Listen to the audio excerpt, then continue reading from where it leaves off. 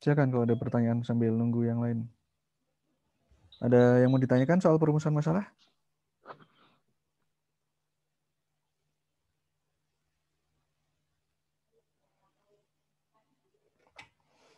Kalau misalkan kita di bidang teknik elektro, gimana cara kita melihat suatu masalah gitu? Eh, Selalu melihat bahwa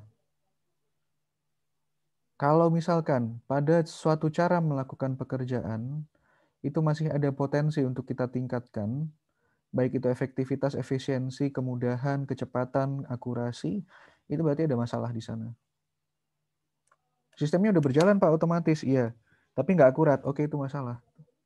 Sistemnya masih manual full Pak, orang-orang kerja keras ini buat nyelesain masalahnya, itu masalah. Sistemnya sudah bekerja, kemudian sukses kok, tapi nggak ada apa, tapi ada data yang dihasilkan tapi nggak diolah, itu masalah. Ada potensi yang belum terjelajahi, ada suatu pertanyaan yang belum terjawab, ada suatu kegiatan yang menurut kita belum final dalam suatu pekerjaan, itu bisa kita anggap sebagai masalah, dan itu bisa menjadi potensi bagi kita untuk mengusulkan suatu solusi. Ada yang mau ditanyakan sampai sini?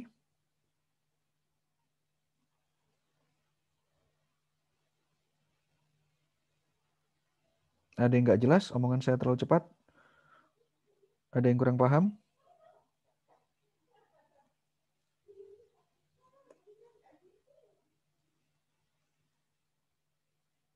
Satu orang bilang nggak ada, saya lanjut nih kuliahnya.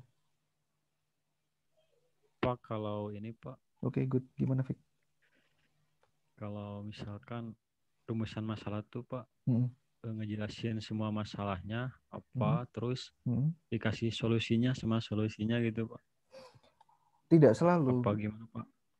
Tidak selalu. Jadi ketika kita membuat suatu rumusan masalah, tidak perlu melist semua masalah, tidak perlu membuat daftar dari semua masalah yang ada gitu. Karena itu di dalam tahapan tadi, dalam salah satu tahapan sebelumnya, kita harus memilih masalah mana ini yang mau diselesaikan.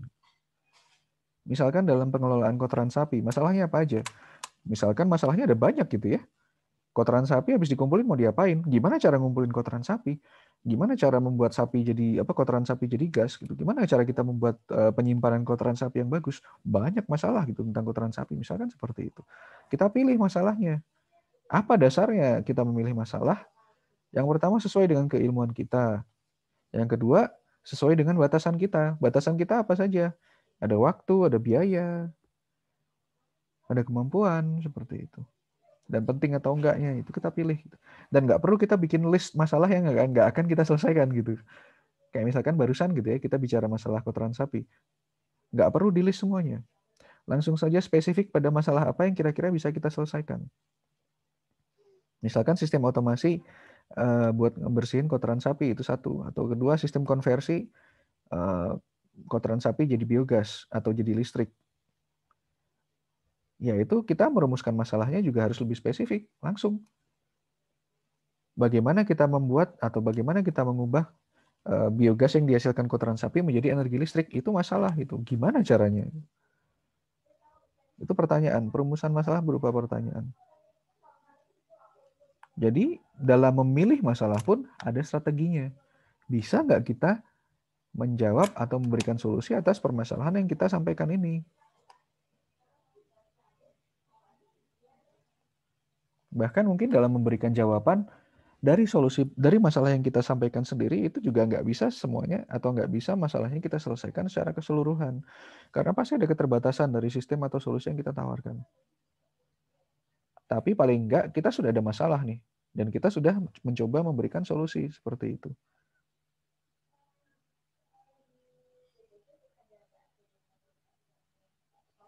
Gitu Taufik, ada yang mau ditanyain nggak?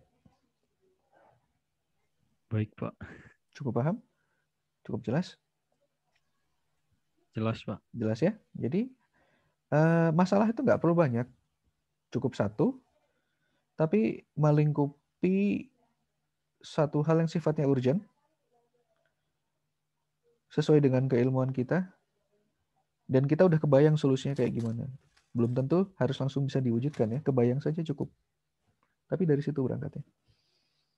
Tapi kan Pak, kalau solusinya mah Hmm, nantinya kan kita bisa sharing ke yang lain gitu Pak. benar.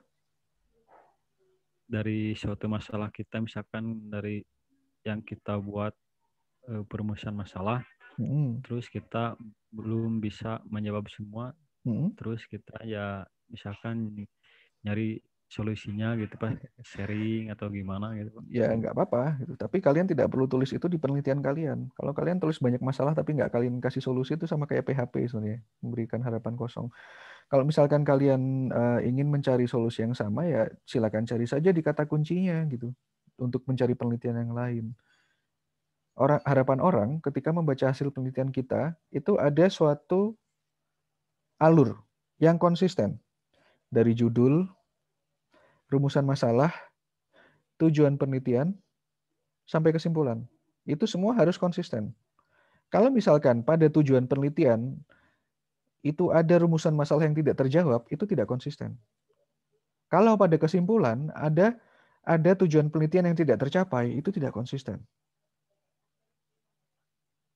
Kalau misalkan memang kalian ingin sharing, ingin ngobrol-ngobrol tentang penelitian ini, ya silakan lakukan di forum akademik. Tapi jangan tuliskan di penelitian kalian kalau tidak kalian carikan solusinya.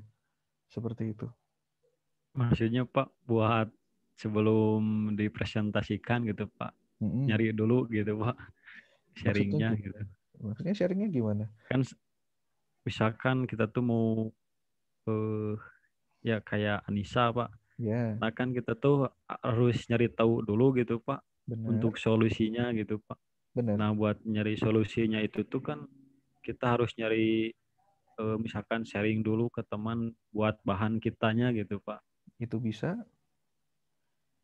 Soalnya nantinya biar nggak pusing juga nanti orang nanya gitu Pak. Kan harus nyambung dari judul sampai akhirnya gitu Pak. Benar. Ya, itu masuk studi pendahuluan lah ya. Kalian banyak-banyak ngobrol-ngobrol dan diskusi di situ. Itulah seperti itu. Ya memang Jadi benar Pak harus kalau harusnya seperti itu. Itu tadi elektro pernyataan tuh Pak pertanyaan. harus ini Elektro Pak, kenapa? harus eh, ini akhirnya harus tentang teknologi ya Pak. Benar, karena kita berkuliah di jurusan teknik elektro, maka diharapkan tugas akhir atau skripsinya berkaitan dengan rekayasa suatu teknologi untuk menyelesaikan suatu permasalahan. Pasti. Nyobain alat, ngembangin alat, nguji alat, mengembangkan teori baru, nguji teori, ya yang kayak gitulah. Pasti ada teknologinya. Karena kita di teknik, jurusan teknik. Pasti kalian berurusan dengan software hardware. Ada engineering di situ, software engineering, hardware engineering. Seperti itu.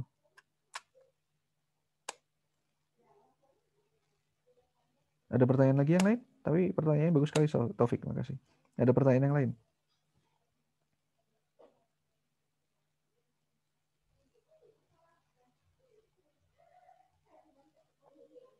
Sudah? Nggak ada pertanyaan yang lain? Kalau gitu saya lanjutkan, kita masuk ke merumuskan judul. Merumuskan judul ini apa? Nah, ada strateginya ya. Judul itu harus positif, singkat, spesifik, dan jelas, menggambarkan pokok bahasan. Apa sih yang mau kalian lakukan? Tujuan kalian tuh apa? Masalah kalian itu apa yang ingin kalian selesaikan? Jadi apa saja yang ada di dalam judul biasanya sudah ada objek dan subjek penelitiannya gitu. Misalkan pengaruh suhu terhadap umur simpan buah pepaya terolah minimal. Komposisi gulma di kebun karet Lewikopo, Bogor. Rancang bangun mesin pengupas melinjo berbasis Internet of Things. Wow, udah jelas apa yang kalian kerjakan, sudah jelas tujuannya apa. Kalau misalkan ada metodenya lebih baik lagi. Dengan metode apa?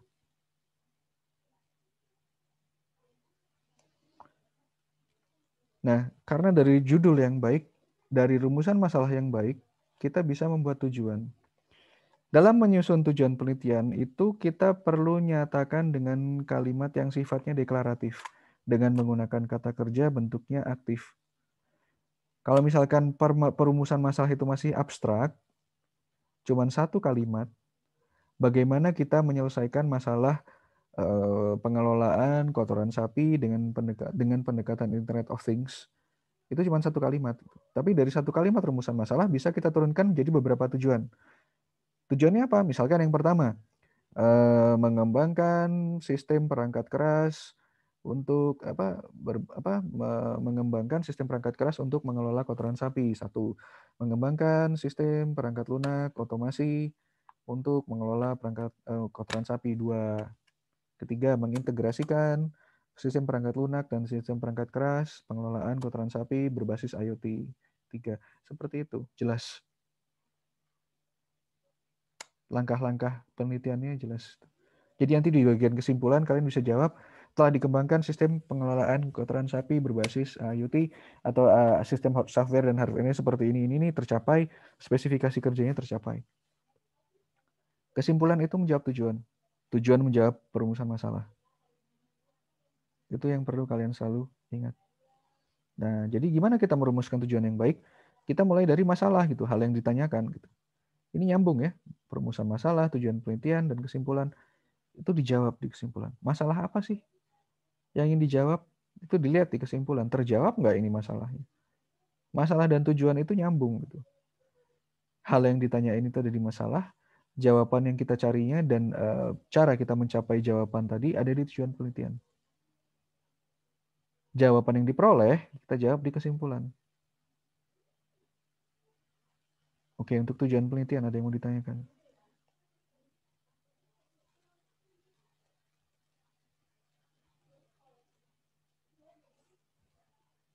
Ada yang mau ditanyakan? Untuk tujuan penelitian dan mungkin judul?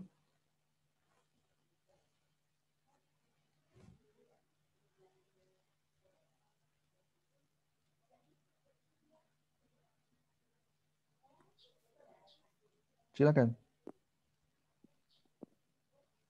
Ada yang mau ditanyakan?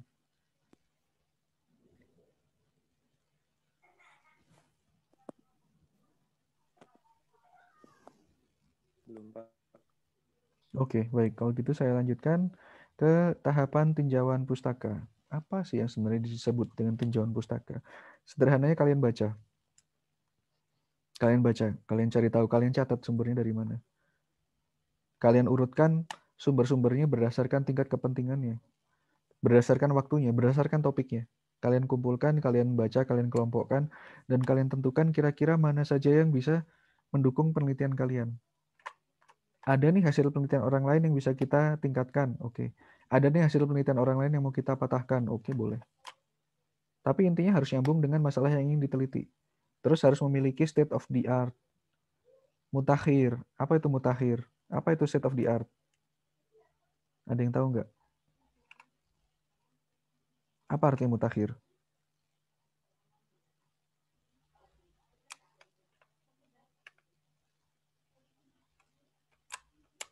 Apa artinya mutakhir? Bahasa Indonesia? Ada yang tahu? Mutakhir itu artinya paling akhir ya. Paling canggih. Gimana caranya kita tahu dia paling canggih, paling akhir? Lihat waktunya, kapan dipublikasikannya. Biasanya, daftar pustaka itu kalian utamakan cari yang tahun publikasinya 5 tahun terakhir. Buat apa? Ya biar kita tahu bahwa topik tersebut masih relevan gitu, masih diteliti.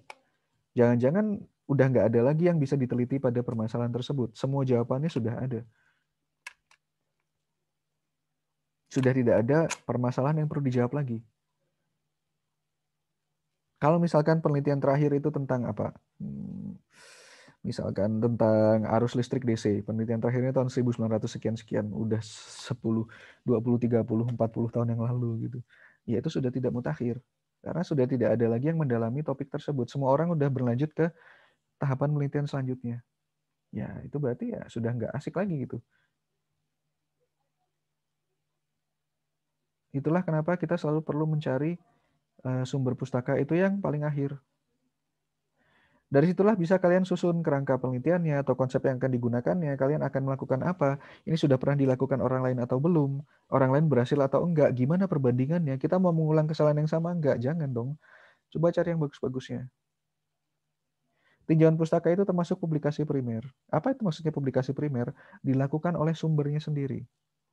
Yang kita pelajari, kalau misalkan ada diktat, ada buku ajar bahasa Indonesia atau bahasa Inggris, itu biasanya merupakan kumpulan dari pustaka-pustaka primer yang lain. Misalkan membahas teori relativitas Einstein, membahas teori gravitasinya Isaac Newton, itu kan bukan papernya Einstein atau Isaac Newton, tapi diajarkan.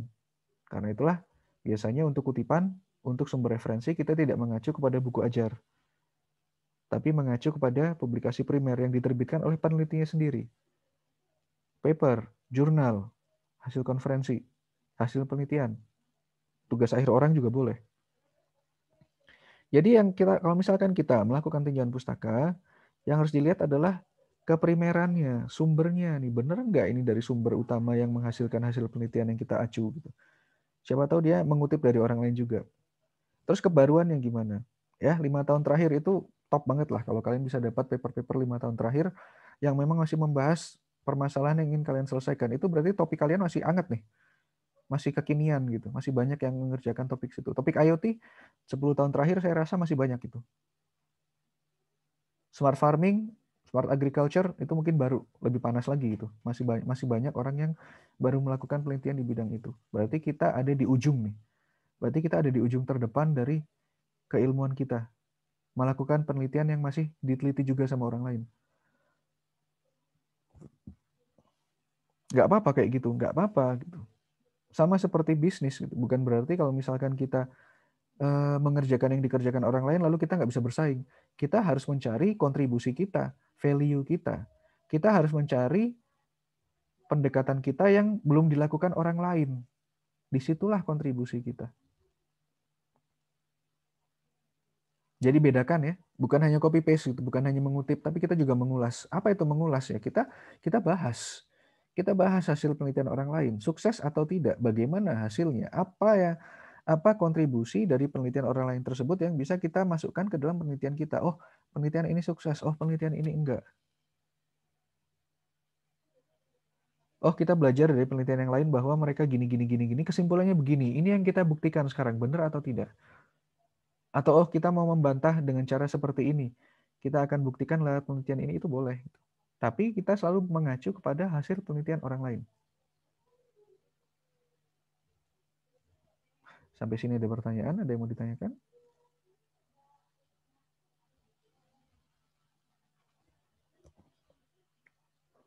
Untuk tinjauan pustaka ada yang mau ditanyakan?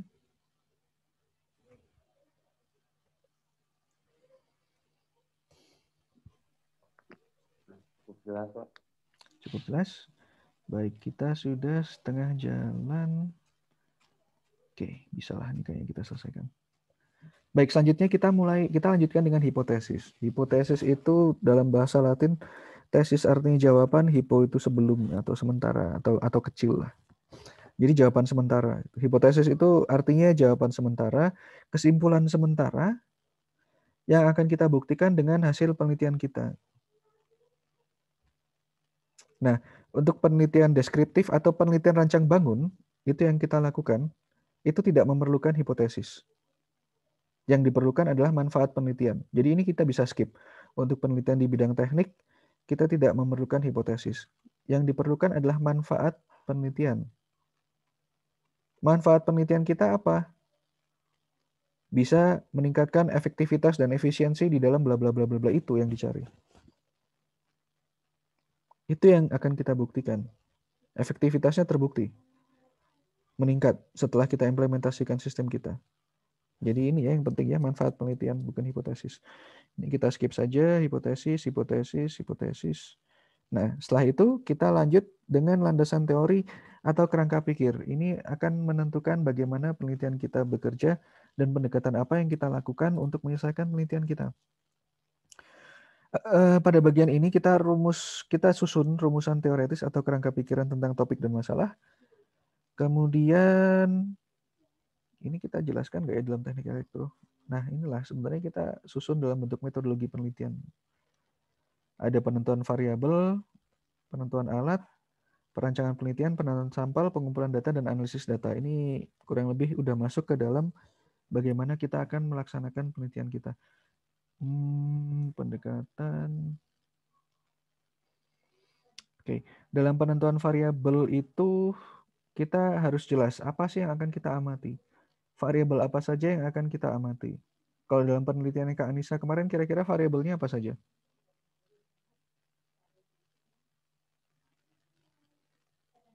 Ada yang tahu nggak?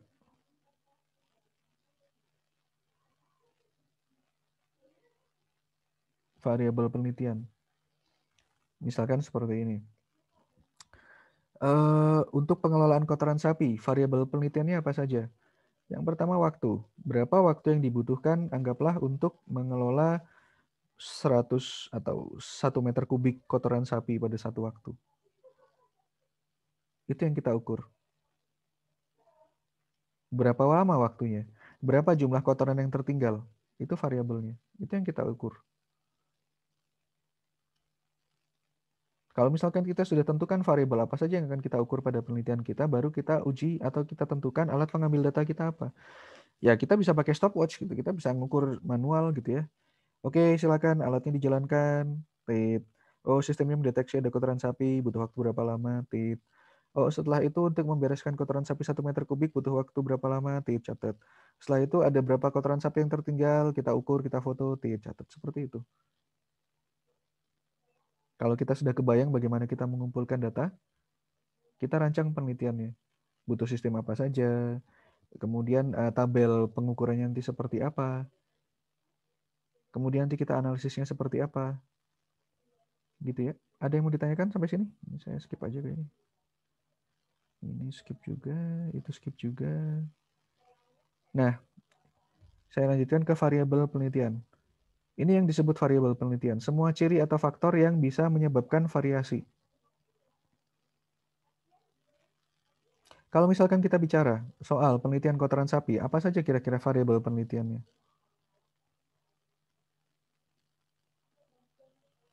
Yang paling gampang, kotoran sapinya. Berapa ekor sapi? Berapa volume kotoran sapi yang mau kita kelola? Itu variabel penelitian. Kalau kalian tidak tentukan, itu nanti bisa menyebabkan hasil penelitian kalian jadinya ngasal. Oh, hari ini kotoran sapinya 10 meter kubik, oh besok 9, oh besok 8.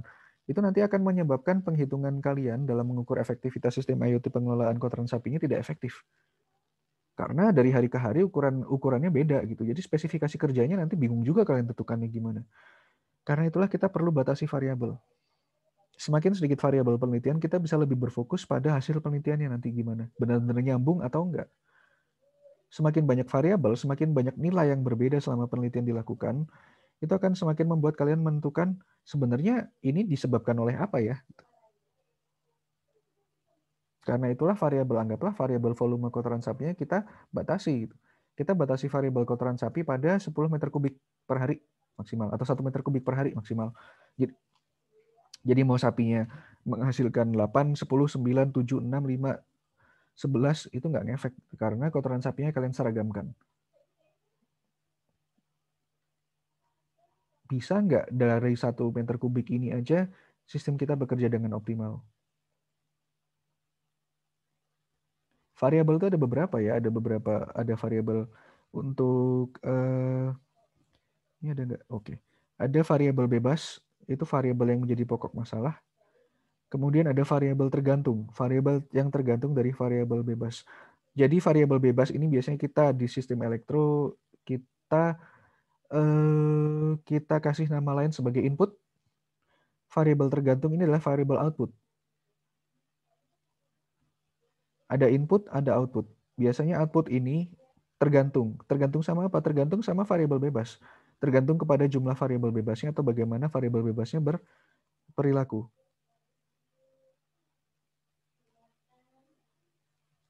Ini yang biasanya kita utamakan. Ada variabel bebas, ada variabel tergantung. Tapi di luar itu semua ada lagi ya variabel yang variabel penghubung. Tidak dapat diamati langsung, tapi hasilnya dapat diamati gitu. Jadi dia terjadinya di dalam proses. Ada variabel lain yang terjadi di dalam proses yang juga mempengaruhi output dari penelitian. Apa saja itu contohnya variabel penghubung gitu ya. Ya misalkan kotoran sapi. Kalau misalkan dia nggak berapa lama dibersihkan, kotoran sapinya jadi mengeras. Jadi tambah susah dibersihin gitu ya. Karena jadi nambah volumenya misalkan seperti itu. Berapa lama ini waktu pengerasan kotoran sapi sampai dia dibersihkan, itu variabel penghubung. Variabel bebasnya itu volume kotoran sapi, misalkan seperti itu. Variabel tergantung ini akan tergantung kepada nilai variabel bebas dan variabel penghubung. Semakin banyak kotoran sapi, semakin lama dia dibiarkan kering, semakin susah dia ngeberesinnya. Tambah lama lagi ngeberesin kotoran sapinya gitu ya. Apakah variabel penghubung itu sifatnya linear? Ya belum tentu juga. Kadang-kadang kalau hujan, kotoran sapinya basah, basah terus dia. Kalau cuacanya lagi kering, kering terus dia. Apakah kita bisa ngatur cuaca? Nggak bisa. Itu yang susah gitu. Itu yang nggak bisa kita kendalikan. Makanya biasanya dia masuk ke dalam variabel penghubung. Nah, di lain itu ada variabel random. Variabel random itu bisa kita abaikan karena memang sifatnya kecil dan tidak terlalu mempengaruhi sistem. Ada variabel moderator, itu variabel penting tapi tidak ditambahkan. Ada variabel kendali, variabel yang dikendalikan atau dibuat sama. Nah, ini yang dua ini yang biasanya kita gunakan kalau misalkan kita menguji efektivitas sistem. Apa saja yang kita butuhkan untuk menyatakan bahwa sistem ini efektif, kita kendalikan. Ada variabel kendali. Kalau misalkan gini, kita ingin menguji efektivitas vaksin COVID. Kita bagi ke dalam dua kelompok uji. Variabel kendalinya adalah pemberian vaksin. Satu kelompok dikasih vaksin, satu kelompok disuntik air misalkan seperti itu. Sukses nggak? Kita bandingkan kelompok yang disuntik air sama kelompok yang disuntik vaksin. Mana yang ketika dikasih virus COVID, kena COVID, berapa persen yang kena? Nah, itu yang disebut variabel kendali.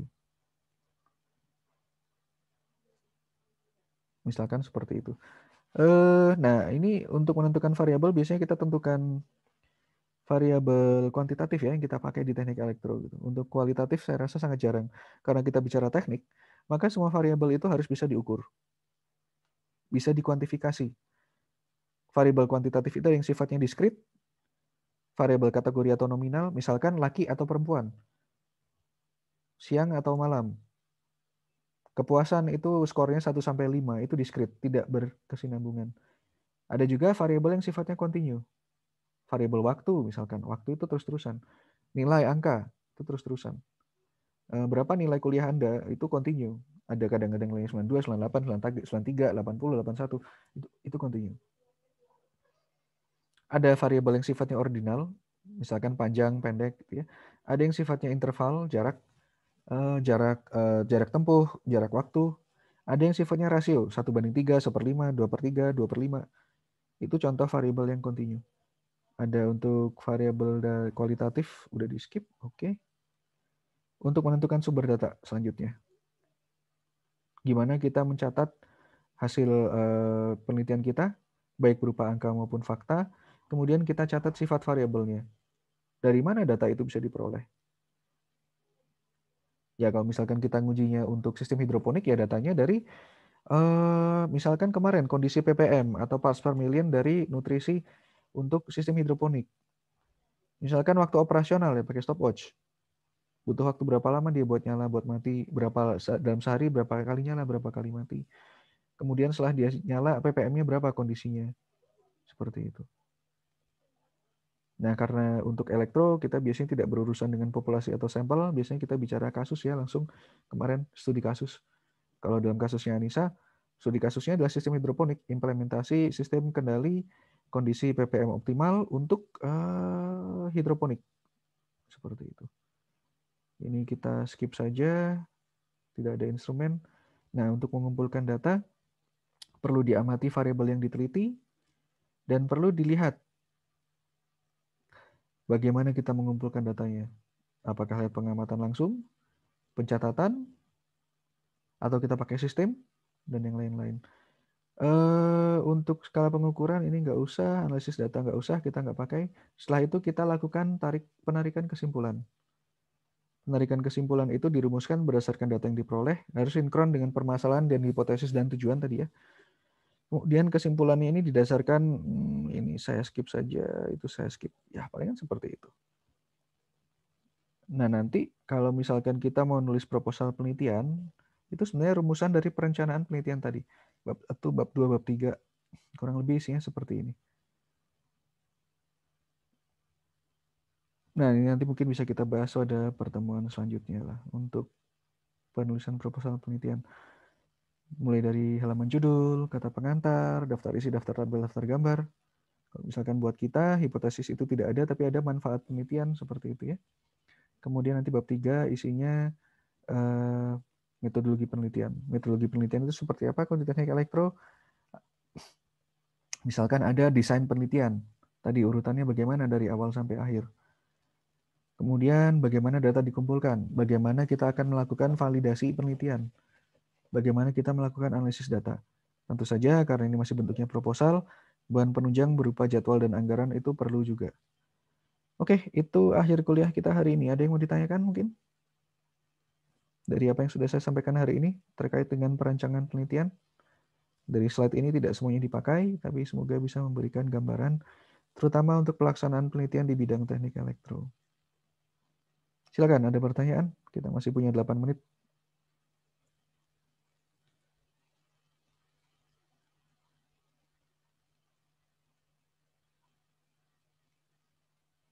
Silakan, ada pertanyaan?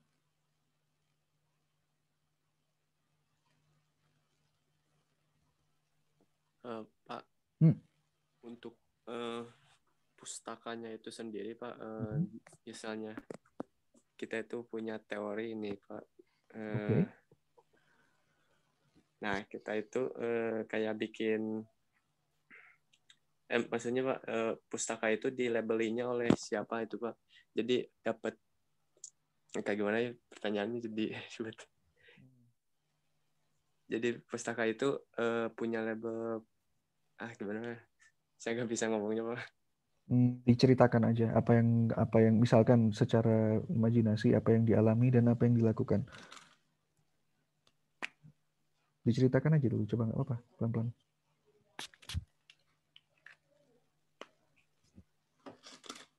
Misalkan Iki punya dasar pemikiran.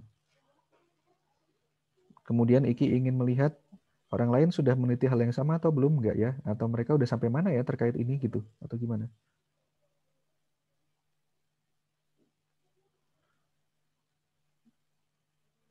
Gimana cara kita Hampir kayak mencari gitu, Pak. Gimana cara kita mencari tinjauan pustaka yang satu jenis dengan apa yang ingin kita teliti, begitu maksudnya? Iya, Pak. Siapa Kayak yang gitu, memberi, Pak. gitulah ya. Jadi siapa yang memberi label di jurnal atau paper yang akan kita baca? Jawabannya adalah penulis jurnal atau papernya sendiri.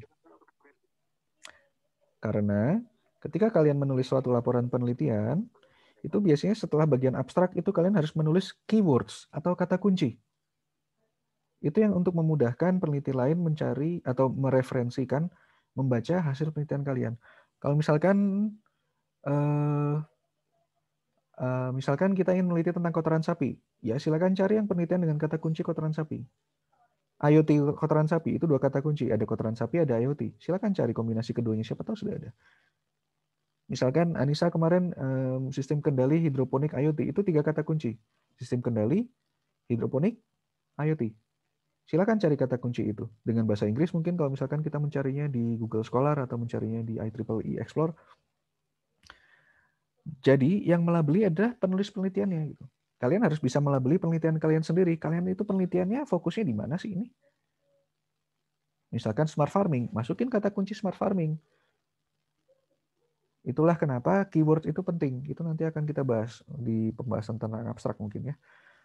Jadi kita menyusun abstraksi penelitian, keywords itu penting. Seperti itu. Karena itu memudahkan peneliti lain untuk mencari tahu paper yang sejenis dengan apa yang dia cari. Karena tidak selalu istilahnya apa yang dilakukan di dalam penelitian itu bisa dirangkum di dalam judul. Karena itulah ada keywords. Gitu ya, Ki?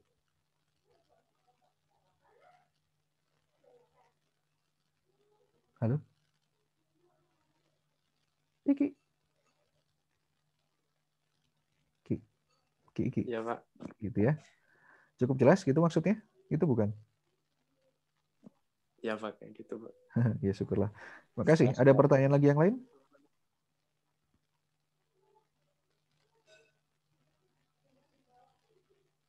Ada pertanyaan lagi yang lain mungkin?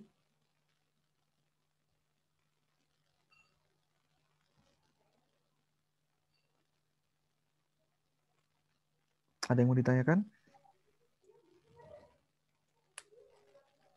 Belum, Pak. Cukup jelas? Kalau gitu kita ketemu lagi minggu depan. Mungkin kita akan lanjutkan tentang apa ya, saya lupa. Mungkin masalah penulisan latar belakang. Ya, kita akan melanjutkan tentang metodologi penelitian di minggu depan lagi. Materi kuliah hari ini bisa di-download. Nanti kalau misalkan ada yang kurang jelas, kuliah ini bisa ditonton di YouTube. Silakan dicek di playlistnya apakah videonya sudah saya upload atau belum. Gitu ya. Kalau tidak ada lagi pertanyaan, saya akhiri kuliah hari ini. Terima kasih sudah mengikuti dan berpartisipasi di kuliah hari ini dengan baik. Kita ketemu lagi di minggu depan. Terima kasih. Wassalamualaikum warahmatullahi wabarakatuh. Semoga selalu sehat. Waalaikumsalam warahmatullahi wabarakatuh.